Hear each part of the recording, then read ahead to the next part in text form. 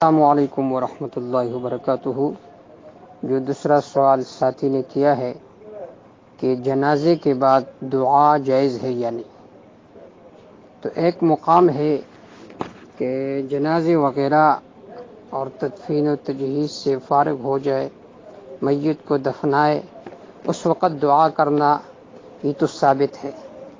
حدیث پاک میں آتا ہے، مسلم شریف کی روایت ہے، استغفروا لاخیکم فإنہ الآن یسأل، اپنے بھائی کے لیے استغفار مانگو کیونکہ ابھی ان پر ایک مشکل مرحلہ آ رہا ہے سوال و جواب کا۔ لیکن جنازے کے بعد دعا یہ جائز ہے یا جائز نہیں، تو اس کو فقہائے کرام رحمہم اللہ نے بدعت قبیحہ کے ساتھ تعبیر کیا ہے کہ یہ بہت قبیح بدعت ہے۔ سب سے پہلے نفع المفتی والسائل صفحہ نمبر 134 میں انہوں نے لکھا ہے کہ دعا بعد الجنازہ یہ بدعت ہے، اور انہوں نے ذکر کیا ہے کہ الصلاۃ یکرہ الدعاء بعدہا، کہ دعا صلاۃ کے بعد، صلاۃ جنازہ کے بعد دعا کرنا مکروہ ہے۔ اسی طرح انہوں نے علماء کرام کے اقوال ذکر کیا ہے، فرمائے اقول قال الزاہد فی فتاوی الدعاء بعد الجنازہ مکروہ لا یقوم الرجل للدعاء بعد الجنازہ۔ اسی طرح فتاوی بزازیہ علی ہامش عالمگیریہ جلد 4 صفحہ نمبر 85 میں ہے، لا یقوم بالدعاء بعد الصلاة الجنائز لأنه دعا مرة لأن اکثر بها دعاء۔ جنازہ تو خود دعا ہے، جب جنازہ میں دعا ہو گئی ہے تو اب دوبارہ اس کے ذکر کرنے کی ضرورت ہی کیا ہے۔ اسی طرح سراجیہ صفحہ نمبر 23 میں ہے، ان فرغ من الصلاة لا یقوم بالدعاء۔ اسی طرح البحر الرائق جلد 2 صفحہ نمبر 183 میں ہے، لأنه لا يدعو بعد التسلیم۔ خلاصۃ الفتاوی جلد 1 صفحہ نمبر 225 میں ہے، لا یقوم بالدعاء بعد الصلاة الجنازہ۔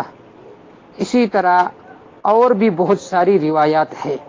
بدعات کے رد میں جو سب سے اچھی کتاب ہے مدخل ابن الحاج، اس میں ہے جلد 2 صفحہ نمبر 251، وہ فرماتے ہیں کہ یہ جو لوگ جنازے کے بعد دعا وغیرہ مانگتے ہیں یہ بدعت قبیحہ ہے، بدعت شنیعہ ہے۔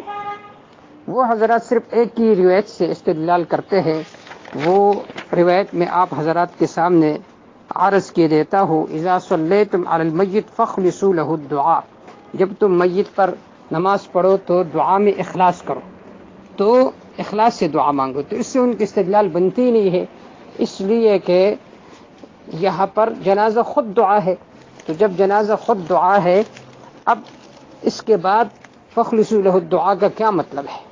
تو اس کا مطلب یہ ہے کہ یہاں پر صلاۃ کا معنی ہے کہ اذا اردتم الصلاۃ، جب تم صلاۃ کا ارادہ کرنا چاہو تو دعا اچھی طریقے سے مانگو، کیونکہ جب اچھی طریقے سے دعا مانگو گے تو اس سے اس کی مغفرت ہو جائے گی۔